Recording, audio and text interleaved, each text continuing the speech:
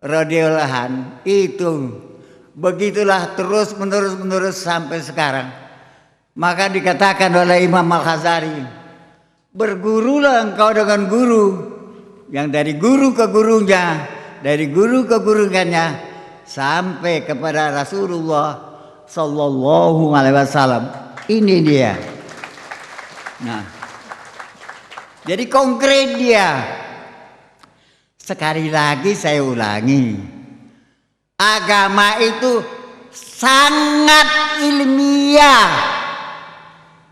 Tapi bukan berarti kalau kita nggak sampai tahu pengetahuan tidak bisa beragama, tidak. Bukan di situ masalahnya. Saya bilang kenapa sangat mutliyah ini sekarang. Karena gurunya maha mutlak, itu dia sebabnya. Karena dari sana sumbernya, dia yang mengajari. Ingat saja itu dikatakan dalam Surah 52 itu. Telah kewahyukan kepadamu roh daripada ketetapanku, mursyid. Sebelumnya engkau tidak tahu apa kitab, apa iman, tetapi dia kujadikan nur, yang dengan itu kutunjuki manusia pilihanku. Ah, itu dia. Jadi itu dia yang apa itu. Dan surah Al-Baqarah juga dikatakan, zalikal kitabu, kitab itu atau nur itu, la raiba fi, konkret, hudal lil muttaqin, petunjuk bagi orang yang takwa. Orang takwa ini bukan karena hafal tiap hari baca Quran, tidak. Salah itu.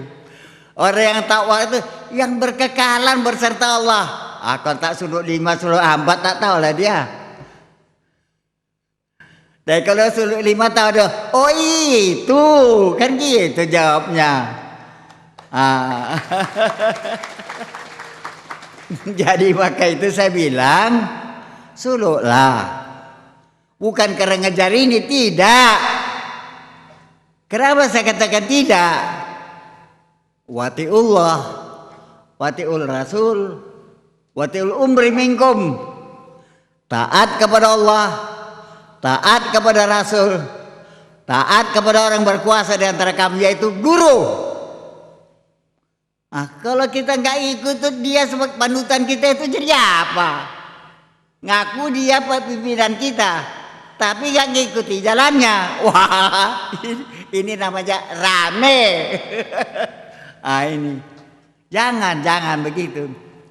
Saya tidak mau saudara saya beragama itu tidak ngerti. Saya nggak mau itu. Saya itu sampai uji coba kebenaran ini. Coba ingat ya, dalam surah Al-Baqarah ayat 5 apa dikatakannya? Percaya kepada apa yang disampaikan ke Nabi Muhammad dan nabi-nabi lain. Macam mana buktikannya? Kan begitu Pak dia. Nah, jadi harus dapat dibuktikan kebenaran itu. Bukan percaya-percayaan. Jangan begitu. Kalian bilang Nabi Isa benar, hebat, keramat begini. Apa betul? Buktikan dong.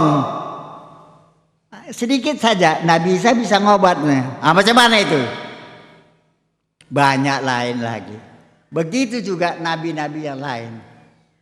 Di situ surah Al-Baqarah ayat 5 itu. Percaya apa yang diturunkan kepada Nabi Muhammad dan nabi-nabi lain. Kenapa? Apa yang diterima oleh mereka itu masing-masing just the same. Barangnya itu juga. Nah ini begitu beragama. Jangan main-main ya agama itu. Jangan sempat agama itu menjadi apa tahu karena apa? Teror. Gimana agama teror? Coba itu. Sedangkan hadis mengatakan agama dibikin untuk membentuk pribadi luhur. Apakah teror pribadi luhur? Kalau pribadi luhur, wah syukur. Saya dulu bekas militer. Tembak saja. Saya juara tuh nembak itu. Tapi karena masuk tarikat, no way. Tidak. Enggak mau saya itu, enggak mau lagi. Sudahlah, saya minggir aja. Ini saudara ya. Sekali lagi, amatlah lucu kalau dikatakan bahasa agama itu untuk pribadi luhur. Tapi apa yang terjadi sekarang agama Islamnya apa? Saya ini kebetulan lama di Sulawesi Tengah. Isi itu ya Allah ya Rahman ya Rahim. Tanya mana orang Sulawesi Tengah? Si Andi tahu itu dia. Coba apa? Teror. Dengan wah sudahlah. Sudah itu yang membunuh pakai bom di Bali itu macam mana? Allahu Akbar, Allahu Akbar. Apanya Allahu Akbar? Ya Allah, bikin malu aja. Ingat ya, itu jangan main-main. Tapi kalau Allahnya tidak Allahu Akbar, ya boleh sajalah, apa-apa. Ya karena nggak ada berkatnya. Kalau kita tidak, nggak main-main itu. Coba itu, waktu di sidang, apa dikatanya? Allahu Akbar, Allahu Akbar. Saya berpikir, ini dia ini gila apa saya yang gila ini saya pikir.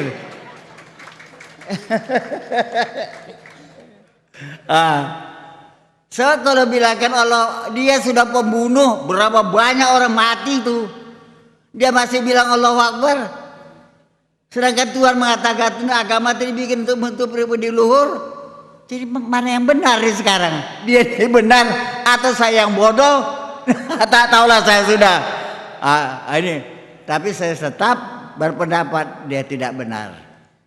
Di sini nih. Ini saudara-saudara. Sekali lagi, di mana letak problematiknya itu? Agama itu. Kalau agama itu only thinking, samalah dia. Kalau tidur, di sampingnya orang gila, di sampingnya orang mabuk, itu sama. Kenapa? Nggak tahu apa-apa. Baru tidur. Kalau mati bagaimana? Ke langit tak bisa, ke bumi tak bisa. Ngambang. Itulah hidupnya. Jadi maka itu saya bilang sama saudara saya sekalian. Saya bukan mengatakan ini sekolah kita ini paling baik, tidak. Saya nggak tahu itu, yang tahu Tuhan. Cuman saya tahu ini warisan daripada orang yang baik-baik. Jadi itu maka saya bilang tidak ada tandingan ini. Tidak ada. Kenapa? Dengan ini kita bisa in contact dengan Tuhan yang Maha Kuasa. Ini dia. Coba baca dari Alif Lam Mim Dzalik kalau kita sampai ke bawah. Di situ coba mengasih tahu tuh bagaimana itu. Tadi kan sudah saya bilangkan, Dzalikal kitabu la raiba fihi. Kitab itu tidak ada sembarang sak baginya, konkret. Hudal lil muttaqin. Petunjuk bagi orang yang berserta dengan Allah. Itu. Itulah dia. Jadi kalau tak ada itu mana? Tidak ada hudal lil muttaqin, nggak ada sama dia. Jadi tinggal jebut. Tinggal jebut saja lah. Apa boleh buat? Ya enggak, kambing bulat-bulat. Ini. Jadi saudara-saudara sekalian, saya boleh jadi nggak bisa banyak ngomong. Karena yang jadi itu si Andi. Sudah diborongnya semua. Mau bilang apa saya? Awas si Andi nanti. Pulang ke Palu sekerjai dia. Ini saudara ya. Jadi sekali lagi saya bilangkan. Syukur alhamdulillah. Berkat Rahman Rahimnya. Kasih sayangnya. Kita telah melakoni suluk selama 10 hari. Artinya kita telah melakoni apa pekerjaan panutan kita yang melaksanakan suluk. Itu semuanya karena syafaat dan berkat dan kasihan Tuhan sama kita baru terjadi. Bukan karena kita mau, no. Biarpun kita mau, kalau Tuhan bilang tidak ya gak jadi. Nah inilah dia. Jadi perhatikan dalam-dalam. Jadi kita bahagia sekali telah dikasihani Tuhan kita, diberkahinya kita, dijadikannya kita sama-sama kumpul ini hari, saling mengenal muka. Macam sekarang orang bagian Kiai Sulemi, mukanya tetap saja itu. Tak kenapa tak tahu saya. Makan apa Kiai Sulemi? Iya, bagus saja mukanya. Tahu, Andi, bangsa kuadu gini. Iya itu di orang itu. Sudah jadi saudara-saudara. Saya pikir begini saja dulu ya. Kalau kurang, yang intinya sebenarnya bagi mereka yang sudah jadi anak surau, perkuat beramal. Kenapa? Itu ada proses itu. Proses untuk menjadi orang takwa itu di situ. Orang takwa itu adalah orang yang berserta dengan Allah. Kondisinya berserta dengan Allah. Orang suluk 5 kali kalau nggak tahu pukul dia. Iya apa enggak? Ini Pak Musteka tahu dong. Ente kan orang teknik. Ini dia. Jadi itu dia. Jadi itu untuk menjadi orang takwa muttaqin sebagaimana dikatakan ayat Quran surah Al-Baqarah 3 itu, suruh kuat beramal di rumah, kuat beramal bersama. Mudah-mudahan kita terpelihara, dijauhkan Tuhan daripada segala yang tidak benar. Yai. Itu Syai, itu Insinyur Tunku Haris Aminullah. Bapaknya itu guru saya sekolah pertanian dulu. Tuh orangnya. Sekarang dia 45 tahun baru balik itu dulu. Itu dia. Sekarang dia jadi khalifah dia. Itu saya bahagia. Betul-betul saya bahagia. Kenapa?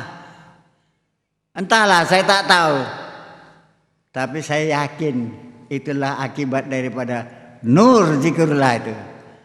Saya pikir sekianlah dari saya. Dan saya sudahi. Wassalamualaikum warahmatullahi wabarakatuh. Ada kata saja itu. Berakit-rakit dahulu, berenang-renang kemudian, bersakit-sakit dahulu, kakinya sakit, bengkok-bengkok di batis dulu. Bersenang-senang kemudian. Memang itu adalah cerita orang Sulu. Demikian.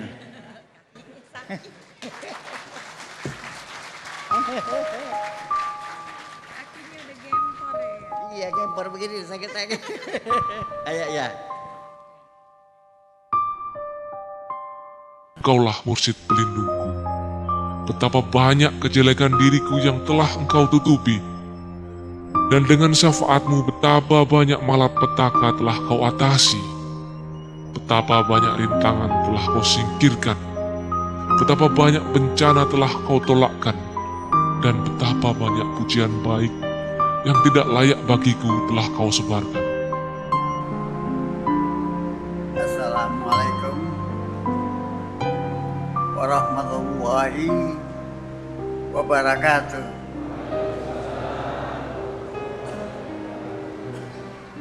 Saudara-saudara kita sekalian, pas pada detik hari ini kita sama-sama menatap muka, kemungkinan mengenang masa-masa yang lalu di mana segala onak dan duri kita tempuh untuk sampai ke ujungan perjalanan itu. Tidak ada orang yang sampai ke ujung Selain daripada mesti menghadapi segala goda dan coba dalam perjalanan itu, jangan kalian lihat itu buruk. Segalanya itu menyempurnakan pekerjaan itu sendiri. Tidak ada surga kalau tidak ada neraka. Itu hukum. Tidak main-main itu. Segala yang terjadi ada satu kias tentang kebesarannya, kemuliaannya, kasih sayangnya. Bahkan kadang-kadang kita bingung. Datangnya pukulan-pukulan kepada kita. Tidak tanggung-tanggung pukulan itu. Tetapi tanpa itu tidak ada yang sempurna. Pukulan-pukulan itu justru menyempurnakan kita untuk dapat dekat kepadanya. Contoh sajalah pada ini hari kalian lihat. Semua pakaiannya tujuannya cuma putih bersih. Putih dan bersih ini adalah pewujudan daripada diharapkan jadilah engkau orang yang disayanginya. Itu saja. Memang kalau pikir kayak orang gila rasanya. Di mana kita berjalan di masa-masa ini sampai membangun tempat ini, semua meminta perjuangan yang tidak kepalang tanggung. Kalau soal perkembangan itu biasa, mutlak hukumnya itu, mutlak kehendak Tuhan akan segala yang terjadi itu. Kalau tidak kehendaknya tidak bisa jadi. Tidak bisa jadi. Dan itu pula lah menyatakan kebersihan maksud kita itu. Sampai kata pepatah, jika tidak ada onak dan duri, tidak orang bisa sampai ke ujung gitu. Nah, jadi begitulah kita ini. Segalanya kita korbankan itu. Jadikanlah ibadah. Tanpa ibadah, nothing. Kalian tidak bisa bikin apa-apa.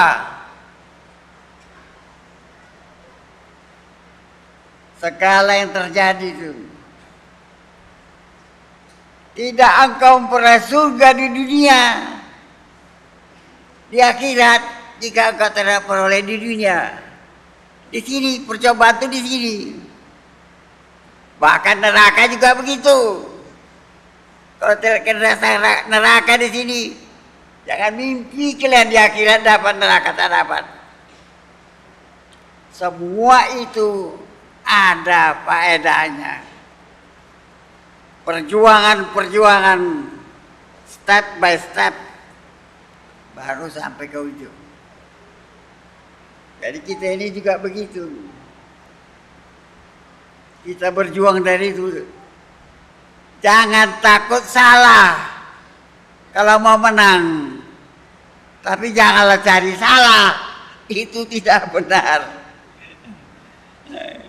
Jangan cari salah. Tapi usahakanlah menjadi yang benar. Yang paling tersusah ini adalah kalau kita dapat diterimanya menjadi budaknya. Tidak ada yang paling bahagia kalau kita menjadi budaknya. Budak daripada akhirul, budak daripada beliau juga. Karena kasih sayang itu pula lah kita disempurnakannya. Tidak ada siapapun bisa sempurna kalau tidak kasih sayangnya. Kasih sayangnya itu membuat kita dekat dengan dia. Dan dekat itu jangan kalian pikir macam kayak gula. No. Dekat dengan dia tuh, derita itulah dia dekat itu. So itulah pula membersihkan kita. Saya bahagia sekarang di sini. Kebetulan ada pula dekat saya ini etek saya, anak nenek Boyan, etek Ila. Beginilah kami. Dan kami harapkan mudah-mudahan kita makin berkembang, makin jadi. Kalau saya tidak salah pernah kejadian itu, atau beberapa waktu yang lalu, itu dari Amerika datang orang Naksabandi dari Amerika. Hebat enggak? Dari Amerika datang kemari. Tapi dengan alasan membawa Al-Quranul Karim tak berapa banyak. Tapi dia tak mencari siapa, saya tak tahu. Nah ini. Boleh jadi dia mencari saudaranya. Memang itu terjadi itu. Kalau nenek Boyan arah ke kita, nenek kita ini dari apa? Apa namanya? Lupa saya itu. Dia dari Amerika, di sana ada. Nah ini. Mudah-mudahanlah satu saat besok boleh jadi kita jumpa dengan dia. Kita tidak minta apa-apa. Itu cuma minta diampuni dosa kita. Dijauhkan kita daripada kemarahan dan kebenciannya. Cuma itu saja. Mudah-mudahan dengan itu kita terpelihara. Mudah-mudahan ini menjadi doa pada ibu bapak kita, keluarga kita, dan saya memaafkan mereka-mereka yang pernah berbuat salah, tapi jangan ulangi. Ya, so, tidak ada kita yang tidak bersalah, semua bersalah. Jangan pura-pura bawa mimpi. Tidak ada, nothing. Semua itu membersihkan. Saya pikir kita pun datang kemarin tidak banyak minta apa-apa. Cobalah, ini kan kias ini kalau kalian sadari. Apa kiasnya? Putih, bersih. Dan itu memang tujuan kita. Putih, bersih. Mudah-mudahan dengan itu diberkati Tuhan kita. Keluarga kita, anak istri kita, dan mereka-mereka yang kebetulan tak bisa datang kemari. Saya memaafkan mereka semua. Sekian dari kami, dan saya sudahi. Assalamualaikum warahmatullahi wabarakatuh.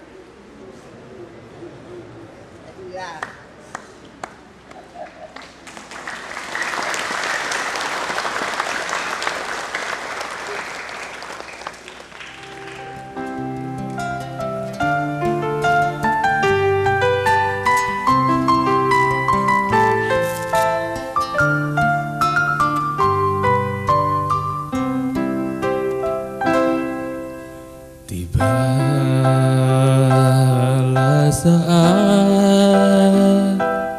ku pergi untuk mengabdi kepada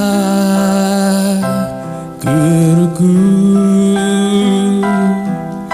yang mulia, Ayahanda Guru.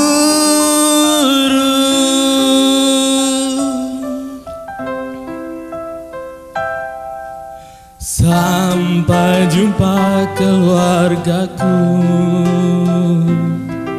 sampai jumpa semuanya. Kumohon jangan kau lupakan aku. Kumohon ikutilah jalanku.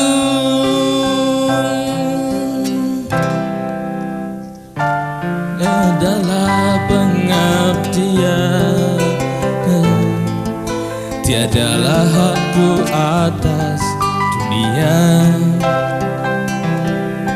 demi menjadi orang baik yang cintai gurunya, yang cintai segala yang dicintai gurunya, yang ingin senangkan hatinya.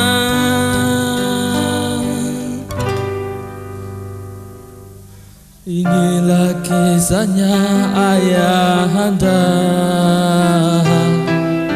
untuk bekal para muridnya.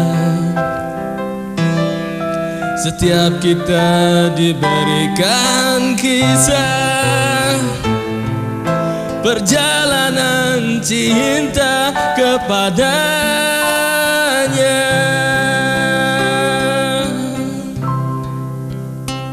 Karena hidupnya hanyalah pengabdian, terlupakanlah haknya di dunia demi menjadi orang baik yang cintai gurunya, yang cintai segala yang dicintai gurunya, yang akan lakukan apa saja hanya untuk menyenangkan hati guru.